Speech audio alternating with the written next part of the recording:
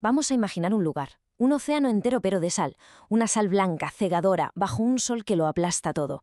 El aire es tan denso que casi no se puede respirar. ¿Y el calor? El calor es una fuerza física. Aquí no hay agua, no hay vida, solo el silencio de un mundo muerto y un abismo que se hunde kilómetros bajo nuestros pies. Un paisaje que parece de otro planeta, totalmente hostil, aniquilador. Fijaos en esta imagen. No, no es ninguna fantasía. Así era el paisaje.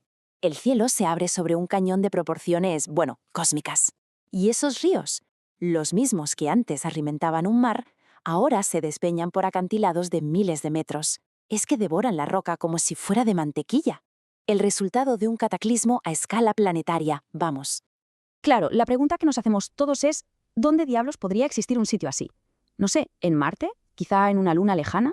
¿O es una visión de un futuro apocalíptico?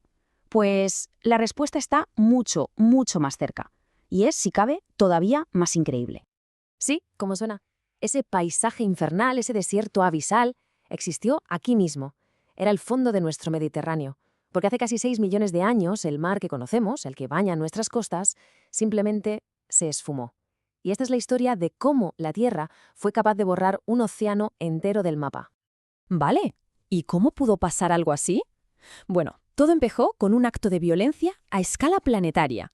Ya sabemos que las placas tectónicas, que son como los cimientos de nuestro mundo, no paran de moverse. Chocan, se separan, van redibujando los continentes constantemente. Y en un momento muy concreto de la historia, ese pulso geológico lo preparó todo para uno de los eventos más bestias que ha visto nuestro planeta. La cronología de este drama es de película. Se puede resumir en 4 actos. Primero, hace casi 6 millones de años llega el primer aviso. El paso que conectaba con el Atlántico se cierra por primera vez. Unos 360.000 años después, ¡zas!, se cierra del todo, esta vez para siempre. Es el punto de no retorno. A partir de ahí, 200.000 años de desolación hasta que llega el gran final, el cataclismo que lo cambió absolutamente todo, la gran inundación. A ver, para que nos hagamos una idea, antes del estrecho de Gibraltar, que conocemos hoy, el agua del Atlántico entraba al Mediterráneo por otros sitios, por unos corredores llamados Bético y Rifeño. Pero claro, la placa africana venía empujando, lenta pero sin piedad, contra la placa euroasiática, y ese empujón fue cerrando esos pasillos, los fue estrangulando uno por uno. Fue literalmente como cerrar un grifo gigante. Se cortó el cordón umbilical que le daba vida al mar. Y aquí, justo aquí, es donde la historia se vuelve de verdad apocalíptica. Una vez aislado del océano, el Mediterráneo se convirtió en una trampa mortal. Pensemos en el clima, cálido, seco. La evaporación era brutal, mucho más rápida que el agua que podían traer los ríos o la lluvia. Así que, ¿qué pasó? Pues que el mar empezó a encogerse, a desaparecer y a un ritmo de vértigo. Pero es que lo verdaderamente alucinante de esto es la escala. La cuenca no es que se secara y ya está, no, se convirtió en un abismo. Vamos a hacer un ejercicio de imaginación. Estamos de pie, ahí abajo, en el fondo. Si mirásemos hacia arriba, el nivel del mar que conocemos hoy estaría a 5 kilómetros sobre nuestras cabezas. Es una locura, una depresión más honda que casi cualquier valle que exista hoy en la Tierra. Y bueno, si la escala impresiona, la velocidad ya es de otro nivel. Solo 1000 años. En apenas 1000 años, que en tiempo geológico es un suspiro o un parpadeo, un mar entero se esfumó. Todo ese volumen de agua, que había tardado milenios y milenios en acumularse, se desvaneció casi en un instante. Y lo único que dejó atrás fue un desierto de salmuera y sal. Claro, porque el agua se evapora, pero ¿y la sal? La sal se queda, toda, más de 1 millón de kilómetros cúbicos de sal.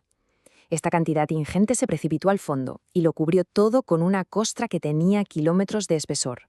Para que nos hagamos una idea, 50 veces la salinidad normal. Un auténtico infierno blanco, vamos. Esta frase lo resume a la perfección. Imaginemos la escena. Ríos como el Nilo, el Ródano, que antes llegaban tranquilamente al mar, de repente se encontraron con un precipicio.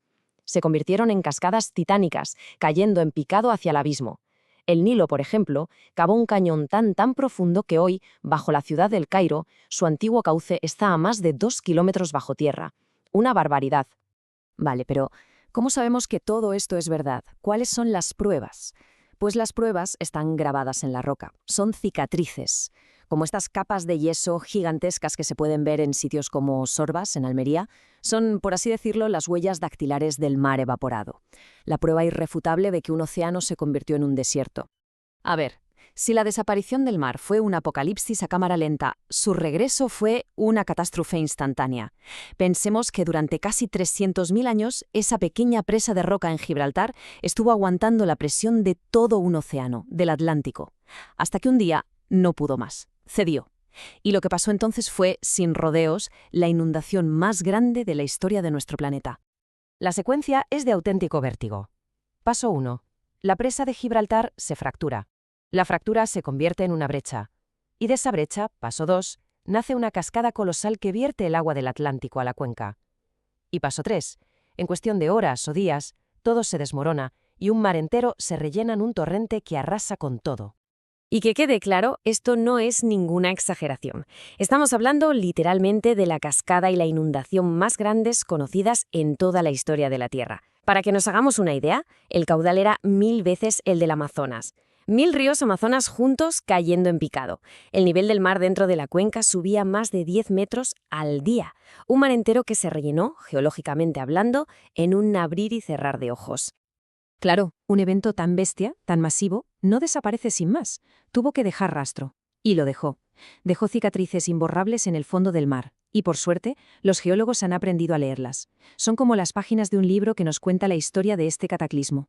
Y lo más fascinante de todo es ver cómo encajan todas las piezas de este puzzle geológico. Tenemos depósitos de escombros enormes, sin ordenar, que solo puede dejar una inundación violentísima. Tenemos los cañones sumergidos, prueba de que los ríos caían a un abismo. Tenemos grietas de lodo fosilizadas, que son como una foto del suelo de un desierto achicharado por el sol. Y por supuesto las capas de sal gigantescas, que son el fantasma de ese mar que se evaporó. Y todo esto nos lleva a una última reflexión, una idea un poco inquietante.